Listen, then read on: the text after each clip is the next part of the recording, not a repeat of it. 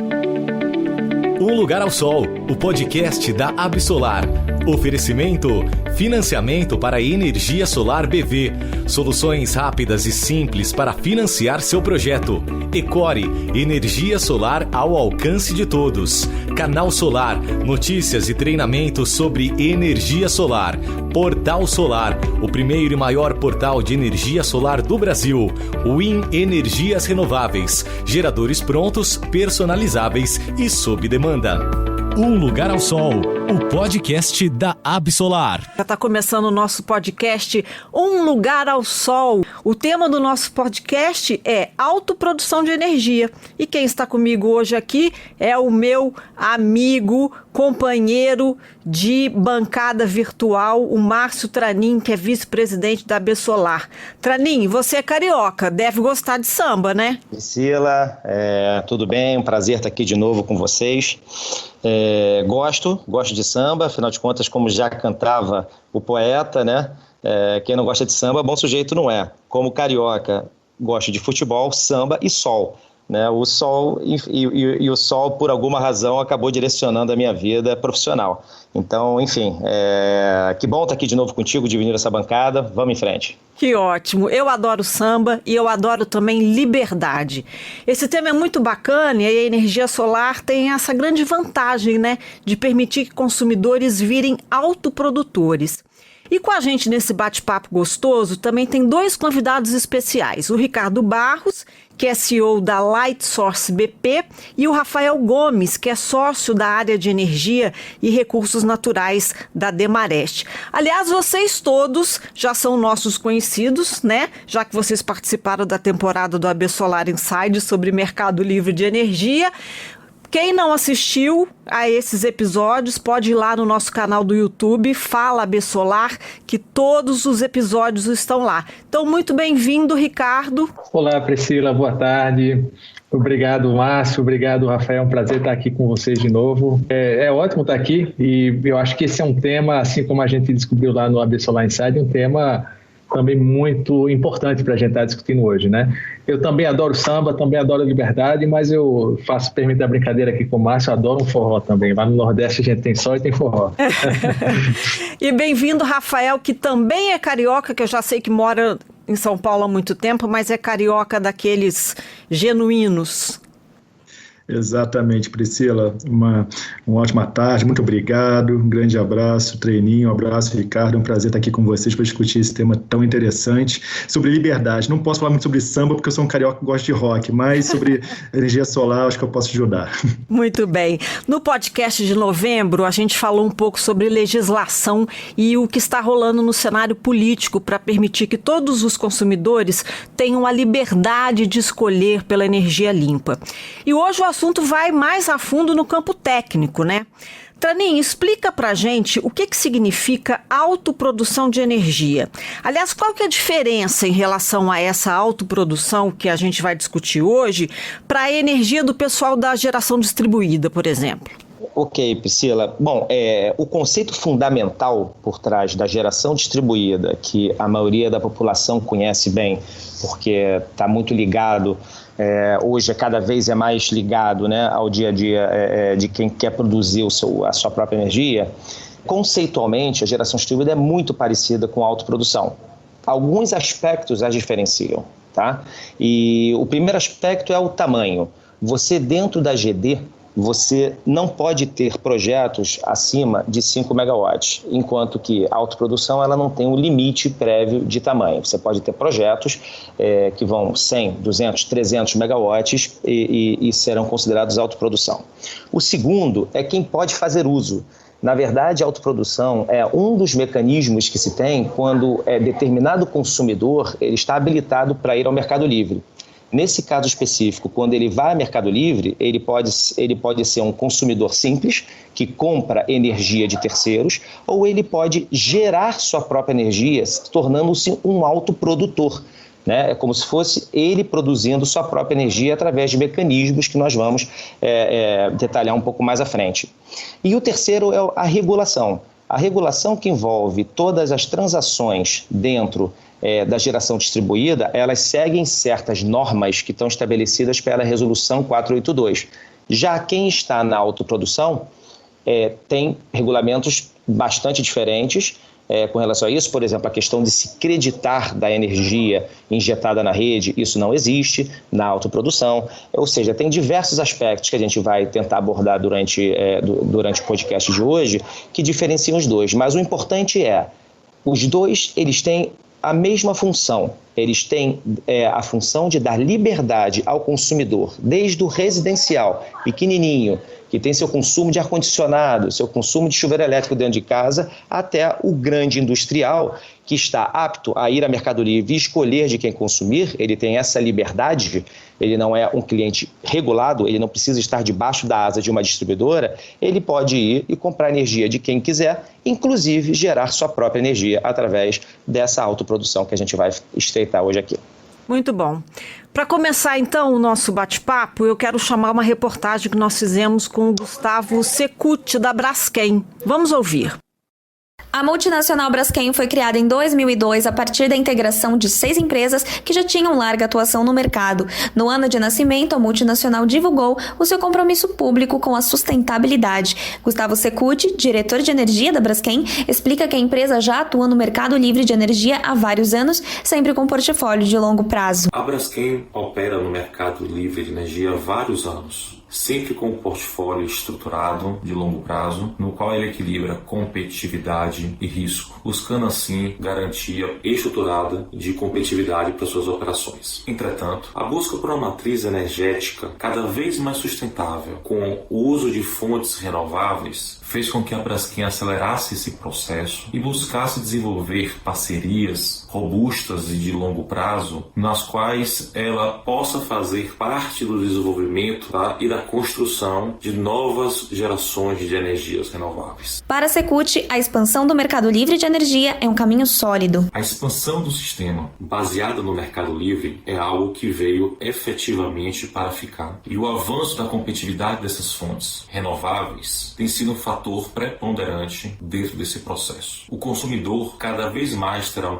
papel de ativo dentro desse processo, em que ele efetivamente tomará uma posição em busca de um diferencial não apenas competitivo, mas também sustentável, na busca de ter esse portfólio estruturado que já comentamos. Então sim, se espera que cada vez mais se ganhe competitividade com essas fontes e que seja possível se realizar a expansão do sistema. Gustavo Secucci alerta para a necessidade de criar modelos alternativos de negócios dentro do mercado livre de energia para atender determinados tipos de consumidor. Ainda há uma demanda reprimida para este tipo de modelo de negócio. Agora, por outro lado, é possível se chegar em um cenário no médio prazo em que essa demanda seja atendida e que, em função disso, seja necessário desenvolver modelos de negócios alternativos para atender uma faixa de consumidor que não vai ter capacidade de compra dessa energia por prazo tão longo. Para estes consumidores, será necessário desenvolver modelos de negócios alternativos, mas que também viabilizem a expansão do sistema via o mercado livre de energia com uma competitividade necessária para as operações dos consumidores. Interessante esse ponto que ele abordou sobre como os consumidores vão se comportar daqui para frente, né? Eu quero perguntar para o Rafael como que os clientes hoje enxergam as enormes possibilidades da energia solar em PPAs de longo prazo. Mas antes do Rafael responder, Tranin, você podia explicar rapidamente para quem está ouvindo pela primeira vez aqui o nosso podcast o que é PPA? Priscila, PPA, o setor elétrico ele é repleto de siglas. PPA é uma sigla em inglês que significa Power Purchase Agreement, que é, em linhas gerais, um contrato de compra de energia de longo prazo, né? Como a gente na tradução para cá seria tentaram se traduzir algumas vezes como CCVEE, Contrato de Compra e Venda de Energia Elétrica. Como ficou muito grande e a língua inglesa muitas vezes não dá essa oportunidade de simplificar as coisas, então ficou PPA. Tá certo. Rafael, então só vou relembrar qual é a minha pergunta. Como é que os clientes hoje enxergam as enormes possibilidades da energia solar em PPAs de longo prazo? Perfeito, Priscila. Eu acho que hoje a gente tem uma mudança no mindset dos consumidores brasileiros muito marcante. Antigamente a gente via, logo no início do Mercado Livre, e ao longo do seu crescimento, os consumidores muito sensíveis a preço, a custo. Mercado Livre significava migrar para um mercado um pouco mais competitivo, onde ele teria a oportunidade de conseguir uma energia mais barata. Hoje você tem os consumidores querendo algumas variáveis adicionais que esses PPAs de longo prazo, as estruturas como autoprodução vai aprofundar daqui a pouco, elas permitem. Então, por exemplo, os consumidores eles querem ter selos de sustentabilidade, tanto empresas brasileiras quanto empresas estrangeiras, elas têm metas tanto globais dos seus grupos econômicos quanto dos seus próprios países. Elas têm a preocupação dessa sigla ESG, que também é uma sigla, como o Márcio disse, que a gente importou, mas que significa em português questões ambientais, sociais, de governança.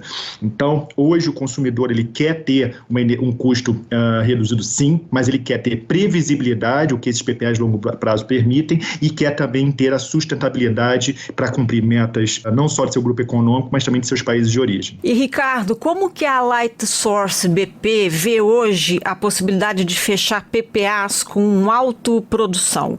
O que os investidores precisam fazer para viabilizar um PPA com autoprodução, na sua opinião de investidor? Priscila, eu acho que autoprodução de energia é algo que já existe há mais de uma década e que já é usado em larguíssima escala no Brasil, especialmente por grandes ou grandíssimos consumidores de energia. Quando a gente traz no conceito dessa autoprodução que foi originalmente feita, ela era feita basicamente com grandes hidrelétricas ou com grandes centrais termoelétricas que estavam associadas a grandes consumidores. Então, na minha brincadeira aqui, era vamos dizer assim, negócio de gente grande ou de gente grandíssima.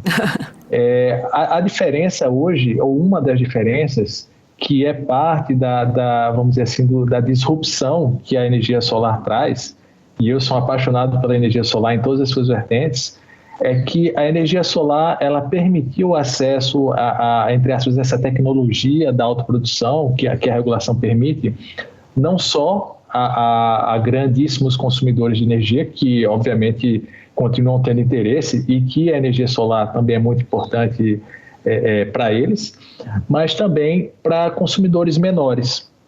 Consumidores menores, mas nem tão pequenos assim, né? Porque eu estou comparando aqui uma siderúrgica com um shopping center. O shopping center, dentro desse contexto, é um consumidor menor. E onde é que a Lightsource BP se encaixa, né? O nosso modelo é um modelo, enfim, de promover a solução mais competitiva para o nosso cliente. Então, nós temos parques de desenvolvimento na região Nordeste, nós temos o parque de desenvolvimento na região Sudeste, especialmente, que são as duas grandes regiões onde a gente consegue gerar energia de forma competitiva e entregar de forma competitiva ao nosso cliente, seja ele no Nordeste, no Sudeste ou em outra região do país. Mas, geralmente, gerada nessas duas regiões acaba sendo mais competitivo. Bom, então, dentro desse conceito, a autoprodução para a gente, ela é o conceito onde a gente prefere trabalhar no conceito da chamada autoprodução por equiparação. Essa autoprodução, então, ela aproveita de previsões legais e regulatórias que permitem com que o consumidor seja considerado um autoprodutor sem que tenha que investir tanto no investimento essencial, no CAPEX, no equity daquela central. Então, é assim que a gente está se posicionando no mercado, a gente está buscando atender, na verdade, os nossos clientes que têm procurado imensamente pela solução de autoprodução e imensamente pela solução de autoprodução que envolve pouco ou até nenhum, dependendo do caso, investimento inicial por parte do cliente.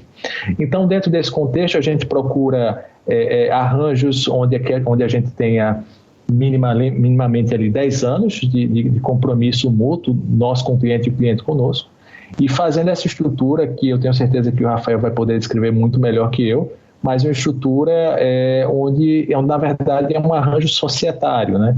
Onde esse cliente pode vir a participar conosco dentro de uma sociedade, tendo ações ordinárias lá dentro daquela sociedade, e que na prática, um casamento. E por que a gente traz essa complexidade ao negócio? Bom, porque, como eu falei, o cliente quer. E por que o cliente quer? O cliente quer porque quem trabalha com autoprodução, aquele que é considerado autoprodutor, ele tem descontos em determinados, sobretudo em determinados encargos regulatórios. O que, de uma forma bem grosseira, isso representa, para quem está no Nordeste, um consumidor no Nordeste, pode representar R$30 por megawatt-hora de desconto. E para quem está no mercado Sudeste, pode representar até R$60 por megawatt-hora de desconto por encargos que a regulação conclui que não são devidos no caso do autoprodutor. Então, na prática, o interesse do cliente é ter um melhor custo da energia ao final, e o nosso interesse, agregando uma certa complexidade ao nosso negócio, porque passa a ser mais do que um PPA, é naturalmente dividir esse ganho com o nosso cliente. Então, todo mundo sai ganhando dentro desse arranjo por volta de 10 anos. Existem outras formas, né, da autoprodução, mas eu acredito que o Rafael e que o Márcio vão estar bem melhor posicionados que eu para destrinchar essas outras possibilidades. Pois é, antes da gente definir quais são essas outras vertentes, Tranin e Rafael querem complementar alguma coisa que o Ricardo falou? Não, acho que a fala do Ricardo foi cirúrgica. Acho que é exatamente isso. A gente tem não só uma estrutura hoje, que depois a gente vai falar um pouquinho com mais detalhes, que ela permite muita flexibilidade e adequação a cada tipo de consumidor, trazendo aí uma possibilidade mais entrante nesse mercado de autoprodução, mas também a gente tem uma janela de oportunidade. A gente tem um momento onde o custo da energia é cada vez mais sensível para os consumidores, e a gente tem que se tornou quase que um diferencial competitivo para o consumidor ter acesso a uma autoprodução com geração solar, pelas motivações que a gente conversou agora há pouco, mas eu acho que o Ricardo já foi bem cirúrgico em relação ao momento que a gente vive, ao interesse aí, sem falar dos R$30 no Nordeste e 60 no Sudeste, que isso aí é música para os ouvidos, mas não é. Além disso, ainda tem outras vantagens também não financeiras que não podem ser desprezadas. Tranin, você tem alguma coisa a acrescentar? Não, Priscila, não tenho nada não. É só realmente falar que quem manda é o consumidor. Se isso gera um desconto para o consumidor, como mencionado, 30 no Nordeste, 60 no Sudeste, naturalmente o consumidor vai correr atrás disso, e nós geradores, nós investidores, temos todo o interesse em atendê-los da melhor forma possível. E agora a gente vai fazer um break e já volta. Financiamento para energia solar PV. Aproveite para financiar até 100% do projeto, incluindo o equipamento, a instalação, e tem até 90 dias para pagar a primeira parcela. Saiba mais em bv.com.br/solar. Ecore, líder em soluções MLPE no Brasil, apresenta o novo microinversor AP Systems QS1A 1500 watts. Mais rentabilidade e menor risco para a sua empresa. Cadastre-se e ganhe um desconto especial para descobrir que energia solar não é tudo igual. Um Lugar ao Sol, o podcast da Absolar. Então agora vamos falar dessas três vertentes dentro desse mercado de autoprodução, né? Que o Ricardo até já mencionou, a autoprodução por equiparação. Rafael, eu queria que você explicasse para a gente. Existe a tradicional, a por equiparação e a por arrendamento. Você pode explicar para a gente cada uma delas? Perfeito, Priscila. Eu acho que assim, o mercado já se posicionou, inclusive, contra a nomenclatura. Então, é um mercado, como o Tranin disse, que tem muitos jargões e tem um slang próprio. Bom, o que é a gente fala que a autoprodução tem 3 fases no Brasil. E a primeira delas é essa autoprodução tradicional, que também aqui no mercado foi batizada de autoprodução raiz. O que é? É aquela autoprodução tradicional na qual um grande consumidor, um eletrointensivo brutal, ele vai e investe capital e investe na sua geração e ele opera a sua usina, ou seja, você tem uma grande indústria que tem a sua unidade geradora e basicamente ele vai abater o seu consumo com a sua própria geração e com seu capital próprio. Tem a vantagem de ter total ingerência do empreendimento de geração pelo consumidor, mas obviamente necessita que seja um consumidor que tenha condições de fazer esse investimento e tenha essa tecnologia, esse know-how próprio para poder operar essa usina, esse empreendimento de geração. Evoluímos depois para a autoprodução por arrendamento. O que foi a autoprodução por arrendamento? É aquela na qual alguns consumidores que não tinham a capacidade, não estavam naquele momento aptos a investir um capital vultoso, um capital brutal para poder ter sua unidade de geração, mas queriam ser autoprodutores, eles começaram a arrendar usinas de geradores. Então o gerador ele construía uma usina com o perfil daquele cliente ou próximo ao perfil daquele cliente, arrendava para esse consumidor, e esse consumidor pagava o arrendamento e pelo serviço de operação e manutenção da usina, porque obviamente o consumidor muitas vezes ele não tem o know-how, não tem a expertise para poder operar um empreendimento de geração de energia elétrica. Esse mecanismo ele ficou um pouco ultrapassado e ele é um pouquinho mais arriscado por uma série de questões regulatórias. Você tem um engessamento maior em relação ao preço, a forma de monetização desse contrato de arrendamento, e o mercado ele rapidamente migrou para a terceira forma, que é a autoprodução por equiparação, que é prevista no artigo 26 da Lei 11.488 e está regulada no caderno 21 das regras de comercialização. O que é essa autoprodução por equiparação? É porque é uma autoprodução onde o consumidor, ele não necessariamente ele tem a outorga, ele não tem a outorga direta de empreendimento de geração. O que ele tem são ações com direito a voto em uma sociedade de propósito específico, e essa sociedade de propósito específico é que vai ter a outorga da geração. Então, por exemplo, se você tiver uma usina de 100 megas, esse consumidor ele precisar de 30 megas, ele adquirindo 30% das ações com direito a voto dessa sociedade que é outorgada da usina, ele consegue se beneficiar. Isso é automático? Isso é só comprar as ações? Não. É uma autoprodução tão específica e tem alguma complexidade envolvida que ele tem também que celebrar um contrato de compra e venda de energia, um PPA, entre ele, consumidor, e a sociedade de propósito específico. Então, ele adquire as ações com direito a voto e ele compra essa energia por meio de um PPA, que é registrado na CCE, com um nomezinho também, com mais uma sigla do setor elétrico, que é a alocação de geração própria. Então, ele registra um contrato representativo daquele percentual da geração da usina que ele adquiriu por meio de ações. Então, por isso que o Ricardo disse que é uma estrutura mais complexa, uma estrutura pouquinho mais trabalhosa do que as demais, mas uma estrutura que traz muita flexibilidade. Eu costumo brincar com nossos clientes aqui nas aulas, que é a nossa estrutura Lego. Você pode montar ela do jeito que você tiver necessidade. Então, você tem um consumidor, você tem uma estrutura, uma usina que você queira colocar mais de um consumidor, você pode? Pode. Cada um compra seu take de ações com direito a voto. Ah, mas eu quero o consumidor, ele tem capital hoje, ele quer aportar capital. Ele pode comprar as ações com direito a voto pelo valor total delas, valor representativo do valor da sociedade que é outorgada? Sim, ele pode. Pode ter outras configurações? Com certeza. Pode ter valores simbólicos, valores mais reduzidos para aquisição dessas ações. Você pode ter o contrato, tem prazo determinado? Não. Você pode estabelecer o contrato de compra e venda de energia por 10, 15, 20 anos, o valor que for acordado.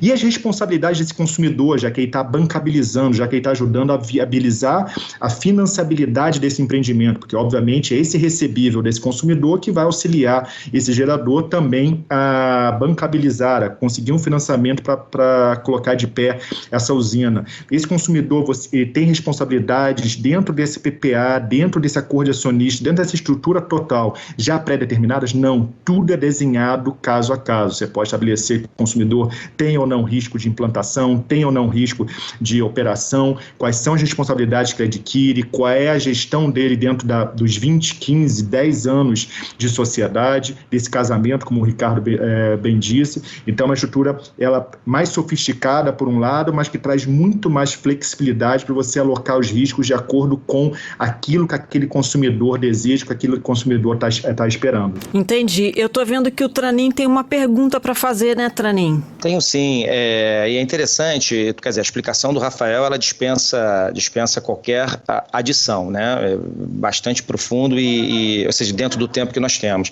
Mas uma coisa que me chama muita atenção em tudo isso que a gente está falando de autoprodução é que tem uma perna desse fundamental pelo lado da demanda por energia elétrica, que são as comercializadoras, que na verdade ou seja, que o sistema de autoprodução não funciona para eles. Por quê? Porque eles não são consumidores, eles são comercializadores. A categoria de agentes, né, nós temos algumas categorias de agentes dentro da CCE, e essa é uma categoria diferente. Então, eu queria fazer uma pergunta para o Ricardo, justamente nessa linha. Sendo o Ricardo um investidor, né, pela Lightsource BP, Ricardo, como é que a Lightsource BP vê essa composição desse portfólio de venda? Porque muitas vezes a autoprodução, por trazer desafios, por ser novo, por ser essa nova fronteira, não, como você me explicou, não é a nova fronteira na sua existência, mas por equiparação, por arrendamento, são derivações da autoprodução tradicional, né, formas que o mercado está vendo de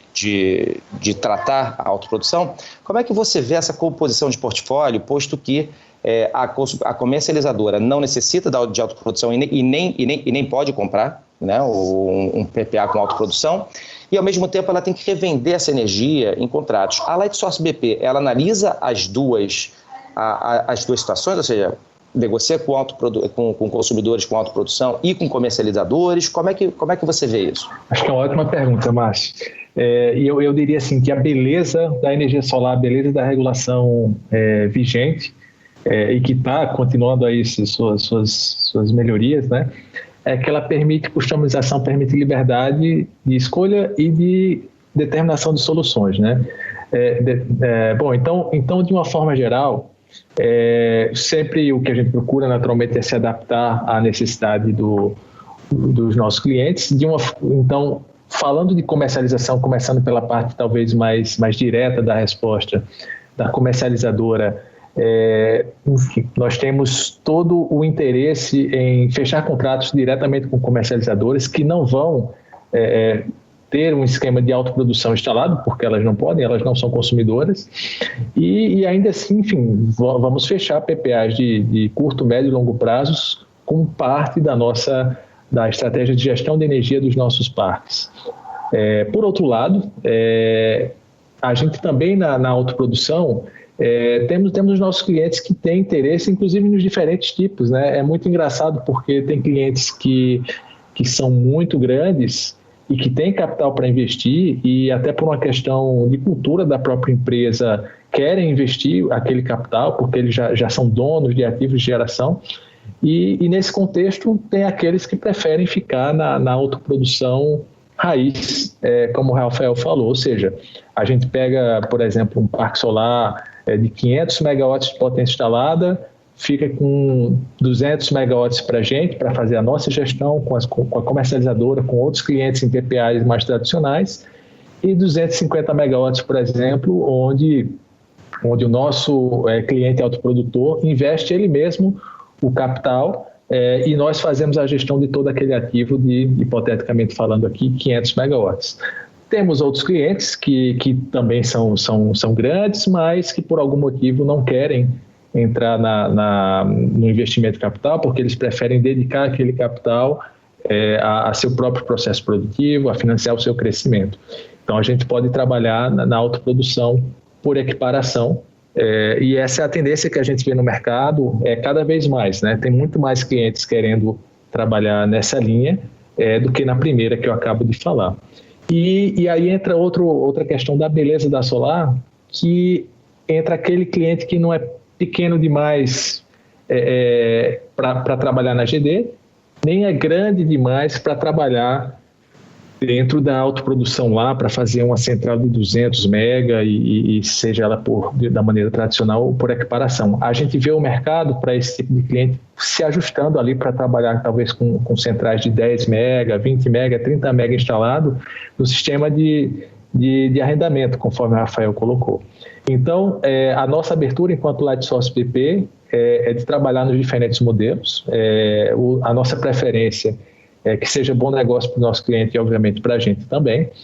E seja ela através de PPAs com comercializadores de energia, PPAs com o cliente final, ou até autoprodução em suas diferentes vertentes, como parece ser uma tendência muito forte agora no mercado. Bom, a gente está chegando ao fim do nosso podcast, mas eu queria saber se existe algum outro assunto dentro desse tema da autoprodução que ficou de fora hoje que vocês gostariam ainda de comentar antes da gente terminar. Eu queria comentar um tema, Priscila, que não é exatamente ligado à autoprodução, mas é um tema muito importante que o Rafael colocou, que é a questão do ESG, né? Ou de uma forma simplificada, de metas de sustentabilidade e metas ambientais ou socioambientais.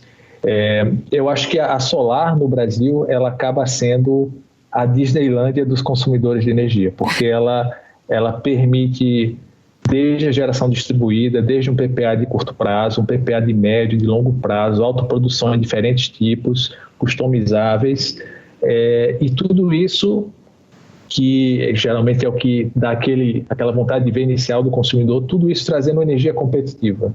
Mas além disso, e talvez até mais valioso que isso para a nossa sociedade, é que traz sustentabilidade. E a gente vive realmente nesse mundo onde cada vez mais a nossa ação como consumidores, como empresas, faz a diferença para o futuro, não só do nosso mesmo, mas também das nossas famílias, da nossa sociedade. Então, a gente fica muito feliz que a gente vê cada vez mais clientes, cada vez mais consumidores que tomam decisões, sim, de buscar a sua melhor competitividade, mas que também tomam decisão de fazer um mundo melhor. E a gente fica muito orgulhoso, através da Lightsource BP, de poder contribuir isso, trazer essas soluções para os nossos consumidores. E eu acho que essa é uma onda que veio para ficar. Então, ficamos muito felizes e destaco que não é só a Lightsource BP, obviamente, mas toda a fonte de energia solar pode trazer soluções que agregam também esse valor para os consumidores de energia e para a sociedade. Tá certo, Ricardo. Muito obrigada pela sua presença aqui. Espero que a gente se encontre outras vezes. Eu que agradeço, Priscila. Rafael, muito obrigada também. Obrigado a você, Priscila. Obrigado, Márcio. Obrigado, Ricardo. Foi um prazer aqui, esse bate-papo. Infelizmente é virtual, né? Esperamos nos encontrar em breve. Mas eu acho que o último recado é esse. Acho que em linha, acho que a palavra que o Ricardo falou, esse casamento que está acontecendo e cada vez mais geradores se adequando, trazendo soluções nessa Disneylândia de opções para o consumidor brasileiro. Eu acho que a gente tem mais uma evolução aqui quando a gente fala de autoprodução, porque é alguma coisa prevista em lei. Isso traz muito mais segurança jurídica, traz previsibilidade e é mais um incentivo também dentre aqueles que a gente já falou de custo, de sustentabilidade, previsibilidade. A segurança jurídica também que é muito importante, é algo que também vai em conjunto com a autoprodução por equiparação. Obrigado aí, uma boa tarde a todos. Tranin, foi um prazer ter você aqui de novo com a gente e muito obrigada. Eu que agradeço, Priscila, você, a toda a produção do podcast. Rafael e Ricardo, um prazer de novo estar conversando com vocês aí. É sempre enriquecedor falar com vocês e observar seus pontos de vista. E queria deixar a mensagem final que é um pouco parecida com o que a Ricardo e Rafael deixaram. Eu acho que a fonte solar fotovoltaica, as renováveis de Gerais e a solar fotovoltaica em específico, ela é uma fonte extremamente criativa e adaptável, né? Então, as diversas formas de se comercializar energia estão sendo comprovadas na prática e a ideia desse podcast surgiu no nosso AB Solar Inside e quem sabe a gente daqui nos tira uma outra ideia para fazer um novo podcast, um novo Inside, porque é isso mesmo, né? A gente, das ideias, das discussões que nós temos, gera-se novas ideias para novos passos no sentido do crescimento. Obrigado a todos, boa tarde. Com certeza vai frutificar. E queremos agradecer a participação do Gustavo Secuti, que fez parte da reportagem que vocês ouviram aqui hoje. E também quero fazer um agradecimento especial às nossas parceiras que estão nos ajudando com esse produto de comunicação tão legal que é o Lugar ao Sol. O Lugar ao Sol, o podcast da Absolar, agradece a BV Financeira e Ecore pelo apoio. O podcast Um Lugar ao Sol tem a apresentação de Priscila Brandão, que sou eu, direção e roteiro de Kika Tomás, produção de Camila Gomes e gravação e edição da Compasso Cool Lab. Eu te vejo no próximo podcast. Beijos! Um Lugar ao Sol, o podcast da Absolar.